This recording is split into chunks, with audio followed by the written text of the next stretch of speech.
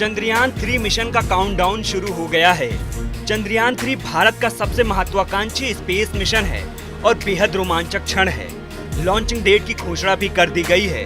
Chandrayaan 3 mission को अंतिम रूप तक पहुंचाने के लिए रॉकेट समेत सारी जरूरी उपकरणों को असेंबल कर दिया गया है।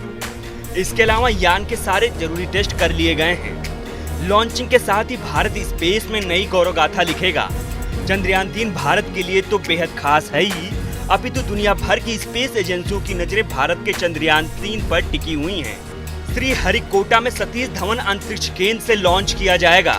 चंद्रयान 3 की लॉन्चिंग में कोई गलती न हो, इसके लिए छोटी से छोटी चीजों का विशेष ध्यान रखा गया है। ये मिशन चंद्रयान 2 की कमियों की भरपाई करेगा। इसके हर एक पहलू को गंभीरता और सघनता से जांच किया गया है। चंद्रयान 3 का लैंडर अगर चांद पर उतरने में सफल रहा तो भारत ऐसा करने वाला चौथा देश बनकर उभरेगा। इसके पहले अमेरिका, रूस और चीन ने अपने स्पेसक्राफ्ट को चंद्रमा पर उतारे हैं। आपको जानकर गर्व होगा कि चंद्रयान 3 की लागत अमेरिका, चीन और रूस की स्पेस यान की अपेक्षा काफी कम है। यानी भारत ने स्पेस में चंद्रयान 3 मिशन के साथ कम कीमत में ऊंची छलांग लगाने की कोशिश की है। सुपर पावर देश की स्पेस एजेंसियों ने जो नहीं कर दिखाया है वो भारत कर दिखाने वाला है। चलिए वीडियो में जानते हैं चंद्रयान 3 मिशन अन्य मिशनों की तुलना में क्यों खास है। पहले एक नजर डालते हैं चंद्रयान 1 और चंद्रयान 2 पर। चंद्रयान 1 इसरो के अनुसार 22 अक्टूबर 2008 को इसे लॉन्च किया गया था। चंद्रमा के लिए भारत का पहला मिशन था। चंद्रमा की परिधि 3400 से अधिक परिक्रमाएं की। इसकी काल अवधि 2 साल के लिए थी, लेकिन 29 अगस्त 2009 में संपर्क टूट गया। इसे PSLV C11 से लॉन्च किया गया था। चंद्रयान 1 ने कई सारी रासायनिक खोज की है। इसके यान को कई सारे देश के वैज्ञानिकों ने बनाया था। चंद्रयान 2 इसरो के अनुसार 22 जुलाई 2019 को लॉन्च किया गया था। चंद्रमा की सतह को छूने से पहले ही लैंडर क्रैश हो गया था। इसे GLSV Mk3M1 रॉकेट से लॉन्च किया गया था। चंद्रयान 2 के लिए 978 करोड़ रुपए आवंटित किए गए थे, जिसमें 603 करोड़ रुपए की लागत आई थी। खैर, ये तो बात हुई चंद्रयान 1 और चंद्रयान 2 के बारे में। आपने चंद्रयान के बारे में खूब सारी चर्चाएं सुनी होंगी। चलिए आपको ये बताते हैं कि ये मिशन अन्य मिशनों की तुलना में क्यों अलग है और क्यों खास है। चंद्रयान 3 में किसी तरह का ऑर्बिटर नहीं है, क्योंकि इसरो चंद्रयान 3 के लैंडर रोवर से चंद्रयान 2 के ऑर्बिट के जरिए सीधा संपर्क करेगा।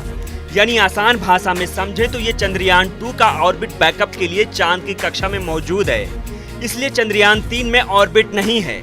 रॉकेट से अलग होने के बाद चंद्रयान 3 सीधे चांद की कक्षा तक पहुंच जाएगा। चंद्रयान 3 मिशन की एक और खास बात है, वो ये है कि दुनिया के जितने भी देशों ने चांद पर यान भेजे हैं, उनकी लैंडिंग नॉर्थ पोल पर हुई है।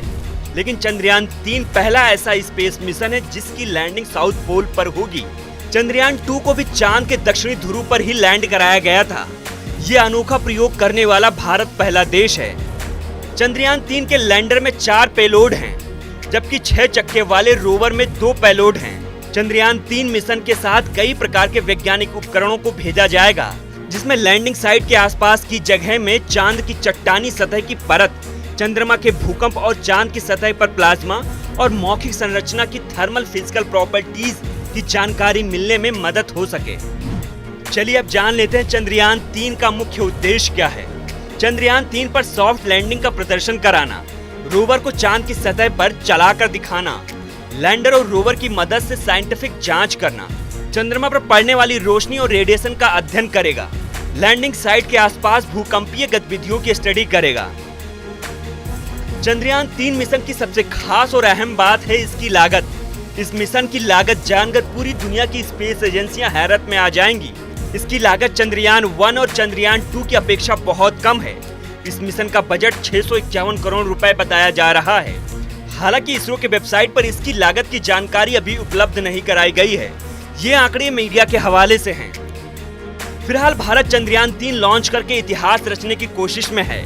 इसकी लॉन्चिंग 14 जुलाई को श्रीहरिकोटा के सतीश धवन स्पेस सेंटर से होगी। इसरो के वैज्ञानिक को उम्मीद है कि लैंडर और रोवर चंद्रयान पर 14 दिन तक काम करेंगे। भारत को चंद्रयान 3 मिशन से काफी उम्मीदें हैं।